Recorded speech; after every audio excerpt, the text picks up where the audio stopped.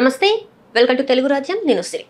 నేను చూసినట్టయితే జగన్మోహన్ రెడ్డి గారు ప్రెస్ మీట్లో సూపర్ 6 ఇస్తామని ప్రజల్ని మోసం చేసిన వాళ్ళని జైల్లో వేయాలి అని చేసిన వ్యాఖ్యల్ని ఎలా చూడాలి ఏంటి అనేది మనకు తెలియజేయడానికి మనతో పాటు ఉన్నారు ప్రముఖ రాజకీయ విశ్లేషకులు భరద్వాజ్ గారు.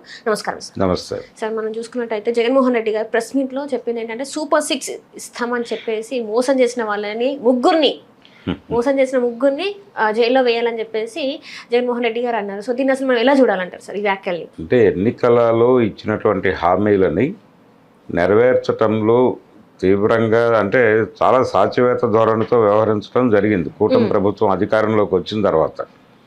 ఉదాహరణకి మహిళలకు ఉచిత బస్సు అన్నారు, అది చాలా కాలం అమలు జరగలేదు. మొన్న ఆగస్టులో జరిగింది. మొన్న ఆగస్టులో మొదలుపెట్టారు.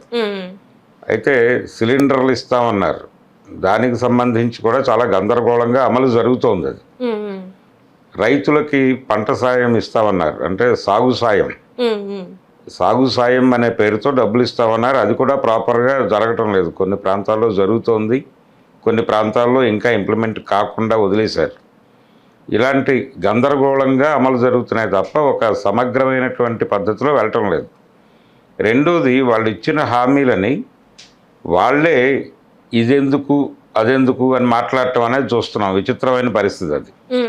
ఉదాహరణకి నిరుద్యోగ భృతి ఇస్తామన్నారు, ప్రతి మహిళకి 1500 రూపాయలు ఇస్తామన్నారు. 18 ఏళ్ళు నిండినటువంటి ప్రతి మహిళ అకౌంట్లోనూ 1500 డబ్బులు వేస్తామన్నారు. అది అమలు జరగటం లేదు, నిరుద్యోగ భృతి అమలు జరగటం లేదు. ఈ రెండిటి గురించి ఎవరైనా మాట్లాడితే మేము చాలా స్పష్టంగా ఇక్కడ పరిశ్రమలు తెస్తున్నాం కాబట్టి ఉపాధి అవకాశాలు కల్పించడం బెటర్ కదా, నిరుద్యోగ భృతి ఇవ్వటం కన్నా కూడా అది పర్మనెంట్ సొల్యూషన్ కదా. ఆ సొల్యూషన్ ఏర్పాటు చేయడానికి ప్రయత్నం చేస్తున్నటువంటి మా మీద నిరుద్యోగ భృతి ఇవ్వటం లేదు ఏమిటి అని గొడవ చేయటం తప్పు అని వాళ్ళే మాట్లాడుతున్నారు. తెలుగుదేశం నాయకులు మంత్రులే మాట్లాడుతున్నారు. అలాగే ఈ మహిళకి 1500 కూడా దాంతో లింక్ చేసి మాట్లాడుతున్నారు. మీకు ఏదో విధమైనటువంటి ఒక ఎంప్లాయ్మెంట్, ఒక ఆదాయ మార్గం మేము చూపిస్తాం, మీరు సెల్ఫ్ సస్టైన్ అవ్వండి, సంపద మీరు సృష్టించండి అని చెప్తున్నాడు ఆయన, చంద్రబాబు గారు. ఈ సంపద సృష్టించటం అనే మాట చాటున ఆయన సంక్షేమ పథకాలన్నింటినీ ఎగ్గొట్టేటువంటి ప్రయత్నం చేస్తున్నాడు. అంటే సంపద సృష్టించటం అనే పదాన్ని ఎట్లా అర్థం చేసుకోవాలి మనం? ఇది పరుగు పందెం వ్యవస్థ. మార్కెట్ ఎకానమీ అంటే పరుగు పందెం వ్యవస్థ. ఇన్ని అవకాశాలు ఉన్నాయి, మీరు రోడ్డు మీదకి వచ్చి పరిగెట్టడం మొదలుపెట్టండి, విజయం దొరుకుతుంది. అంటే ప్రతి ఒక్కళ్ళు కూడా ఇప్పుడు మనం తెలంగాణలో పోలీసుల కస్టడీలో ఉన్నటువంటి ఇమ్మంది రవి తెలుసు కదా, ఐబొమ్మ, ఆయన కూడా ఇలా పరుగు పందెం వ్యవస్థలో తయారైనటువంటి ఒక నిరుద్యోగే. ఆయన చదువుకున్నాడు, తర్వాత ఇక్కడ వచ్చి ఏదో ఉద్యోగ ప్రయత్నం చేశాడు, పెళ్లి చేసుకున్నాడు, దానికి సంబంధించిన ప్రెజర్స్ మొదలైన ఆదాయం కావాలి, ఆర్థిక ఇబ్బందులు ఎప్పుడైతే స్టార్ట్ అయ్యాయి, ఆర్థిక అవసరాలు, ఇబ్బందులు కాదు, అంటే రోజువారీ జీవనానికి కావలసిన వరకు డబ్బులు దొరుకుతాయి ఏదో పని చేసుకుంటే. ఆర్థిక అవసరాలు తీరటం అంటే కారు కావాలి, ఇల్లు కావాలి, ఫ్లాటు, ఇలాంటి రకరకాల కోరికలు ఉంటాయి. నీడ్స్ కంటే కూడా కోరికలే అవి. ఈ కోరికల గందరగోళంలోకి మనుషులు వెళ్ళిపోయిన తర్వాత డబ్బులు సంపాదించడానికి రకరకాల మార్గాలు ఉన్నాయి మార్కెట్లో.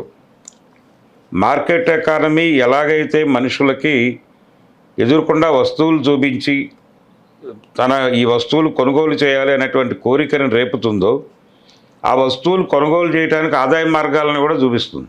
ఆ ఆదాయ మార్గాల్ని పట్టుకుని మీరు ముందుకెళ్ళిపోండి, డబ్బులు సంపాదించుకోండి, ఏదో మార్గంలో డబ్బులు సంపాదించండి, అచీవ్ అవ్వండి. ఇదే మాట్లాడుతున్నాడు ఆయన, చంద్రబాబు గారు. నిరుద్యోగులకు ఆయన ఇస్తున్నటువంటి సందేశం అది. బాబు, మీకు అనేక మార్గాలు ఉన్నాయి, డబ్బులు సంపాదించుకోండి, అంతే తప్ప ప్రభుత్వాల మీద ఆధారపడకండి. అంటే ప్రభుత్వాల మీద అంటే వాళ్ళు చెప్పినవే కదా సార్ ఈ 6 అంటే సూపర్ 6 ఏవైతే ఉన్నాయో వాళ్ళు చెప్పినవే. అండ్ ఇంకొకటి ఏంటంటే ఇండస్ట్రీస్ తీసుకొస్తాము, ఐటీ క్యాడర్ తీసుకొస్తాము. అండ్ ఇంకొకటి ఏంటంటే వర్క్ ఫ్రమ్ హోమ్ ఏదైతే చెప్పారో, ఇంట్లోనే కూర్చొని మీరు అక్కడికి మీ వర్క్ స్టేషన్స్కి వెళ్ళాల్సిన అవసరం లేదు, మీకే ఒకటి రెడీ చేస్తాం, మేము ఒక ఆఫీస్ లాంటిది మీ ప్లేస్లోనే చేస్తాము, అక్కడ నుంచి వర్క్ చేస్తే చాలు అన్నారు. సో ఇట్లాంటివి చాలా ఉన్నాయి. మరి ఏది కూడా ఇంతవరకు ఒక అడుగు ముందుకు కూడా వేయలేదు కదా. అసలు పడవంటారు, అడుగు ముందుకు పడటం అనే కార్యక్రమం ఉండదు అక్కడ.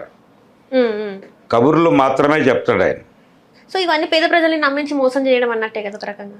అంటే పేదలుగా ఉండాలని మీరు అనుకుంటున్నారు అంటాడు ఆయన. ప్రజల మీదే నెపం నెడతాడు. ఓకే. ఇప్పుడు ఆ P4 అని చెప్పి ఒకటి పట్టుకొచ్చాడు కొత్త పాలసీ. అంటే ఏమిటి, ఒక నలుగురు కలిసి కొన్ని కుటుంబాలని లేకపోతే కొన్ని కష్టాలని అడాప్ట్ చేసుకుని వాళ్ళకి సహాయపడటం. అంటే ప్రభుత్వం బాధ్యత నుంచి తప్పుకుంటోంది. సంక్షేమ రంగంలో ఎవరికైనా ఏదైనా కష్టం వచ్చినప్పుడు, ఒక నీడ్ ఉన్నప్పుడు ప్రభుత్వం కల్పించుకుని చేయటం అనేది ఒక పద్ధతి. ఆ పద్ధతి నుంచి ప్రభుత్వం వెనక్కి వెళ్ళిపోయింది. మేము అలాంటివి పట్టించుకోమని చెప్పడం ఈ P4 అంటాం. అంటే ఎవరో ఒక నలుగురిని అలాట్ చేస్తారు. వాళ్ళు నలుగురు సమాజంలో డబ్బులు సంపాదించుకుంటున్న వాళ్ళని ఏ మార్గాల్లో డబ్బులు సంపాదించుకుంటారు వాళ్ళు? కాంట్రాక్టులు చేసో లేకపోతే జనాల్ని దోచో. వ్యాపారం అంటేనే దోపిడీ. ఈ దోపిడీ కార్యక్రమం ద్వారా వాళ్ళు డబ్బులు సంపాదించుకున్నటువంటి నలుగురిని, వాళ్ళకి ఎవరినైతే దోచుకున్నారో వాళ్ళు, ఎవరికైతే చెందవలసిన సంపదను వాళ్ళు అనుభవిస్తున్నారో వాళ్ళకి వీళ్ళు B కాంప్లెక్స్ టాబ్లెట్లు ఇస్తారు. ఇది ప్రోగ్రాం. ఇలా సంక్షేమ పథకాలని నీరుగార్చి ఆ ఏరియాలోకి ప్రైవేటు వ్యక్తులను ప్రవేశపెడుతున్నారు. ఇది ఒక విచిత్రమైనటువంటి పరిస్థితి. అంటే మెడికల్ కాలేజెస్ ఇదే కదా సార్, ఓనర్స్ ఏమో ప్రైవేట్ వాళ్ళు అంటారు, ఉద్యోగస్తులు మాత్రం ప్రభుత్వం వాళ్ళు అంటారు. ఆ కాన్సెప్ట్ అదే కదా? అలా కాదు. అంటే ప్రభుత్వ నిర్వహణ లాగానే ఉంటుంది కానీ ప్రైవేటు భాగస్వామ్యం ఉంటుంది దానిలో. ఆ విధంగా అంటే ప్రైవేటు భాగస్వామ్యాన్ని పెంచడం ద్వారా ప్రభుత్వం మీద ఆర్థికంగా భారం పడకుండా చూస్తున్నాను అంటున్నాడు ఆయన. అంటే చంద్రబాబు నాయుడు గారు ప్రైవేటు భాగస్వామ్యాన్ని ఎక్కువ ప్రమోట్ చేయటం అనేది ఆయనకు మొదటి నుంచి ఉన్నటువంటి ఆలోచన. సంక్షేమ రంగం నుంచి ప్రభుత్వాలు వెనక్కి వెళ్ళిపోవాలి, ప్రభుత్వాలు వ్యాపారం చేయకూడదు, సంక్షేమ పథకాలు అమలు చేయకూడదు, ప్రభుత్వం అనేది జస్ట్ కార్పొరేట్లను ఫెసిలిటేట్ చేసే ఏజెన్సీ మాత్రమే అనేది ఆయన నమ్మకం. అంటే పరిశ్రమలు రావటానికి దోహదపడతాం మేము, అన్నీ అవి వచ్చేస్తే మిగిలిన పనులన్నీ అవే జరిగిపోతాయి.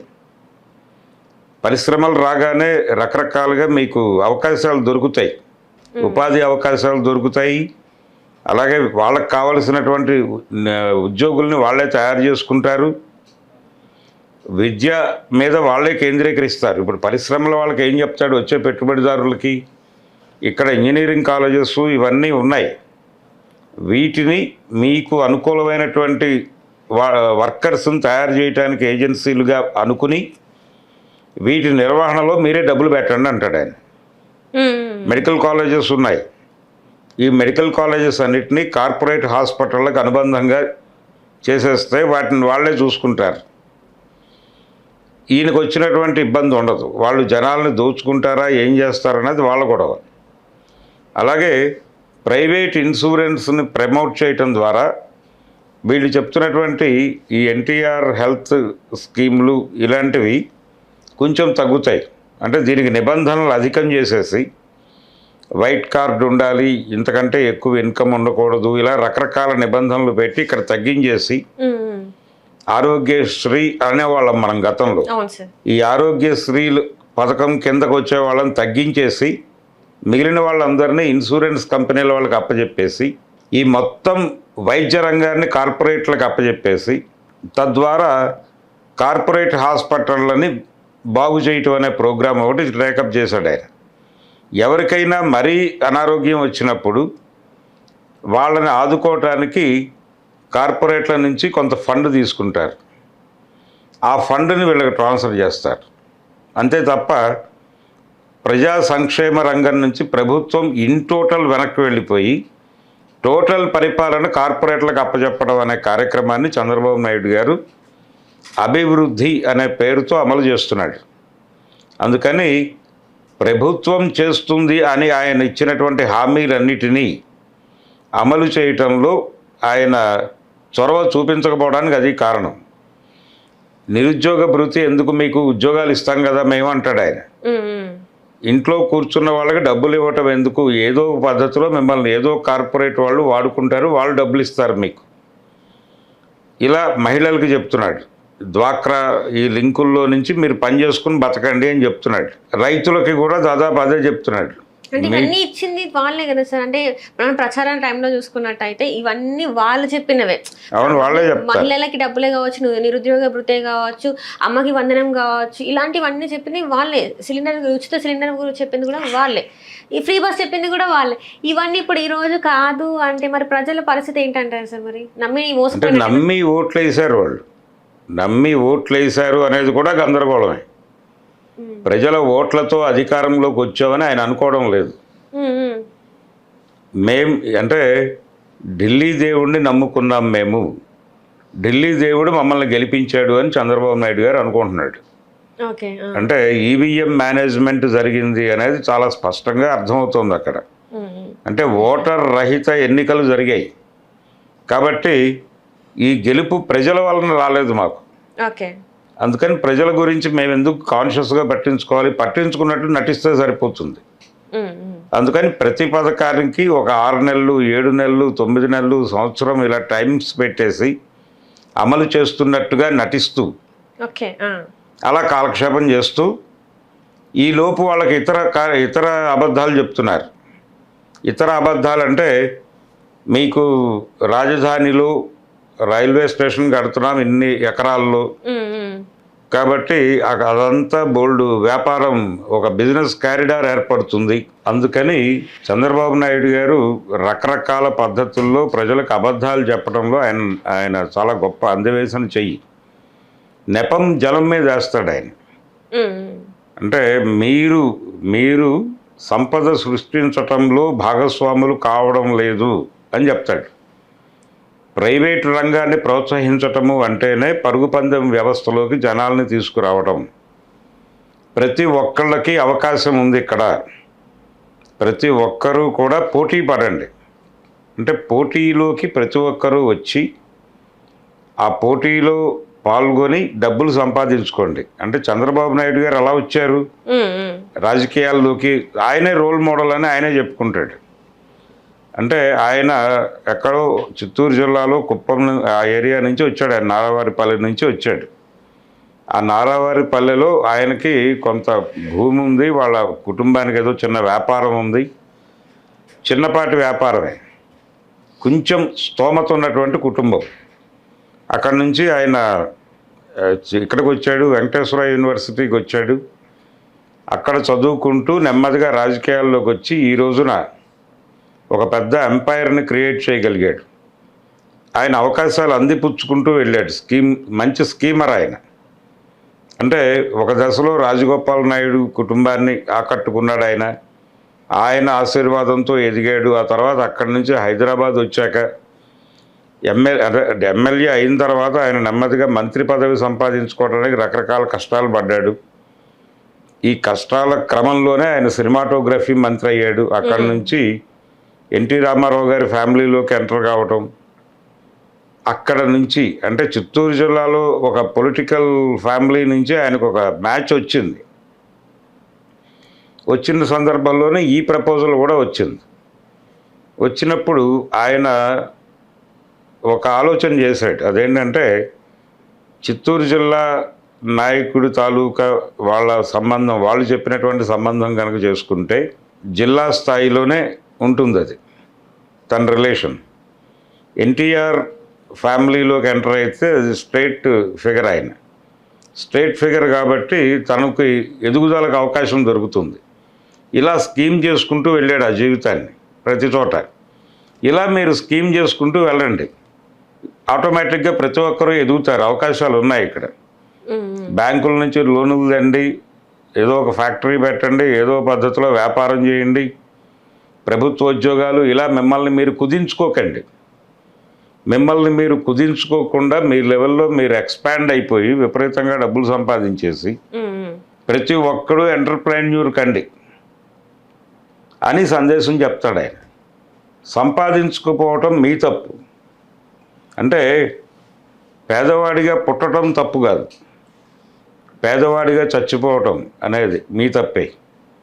పేదవాడిగా పుట్టడం మీ తప్పు కాదు, పేదవాడిగా చనిపోవడం మీ తప్పే.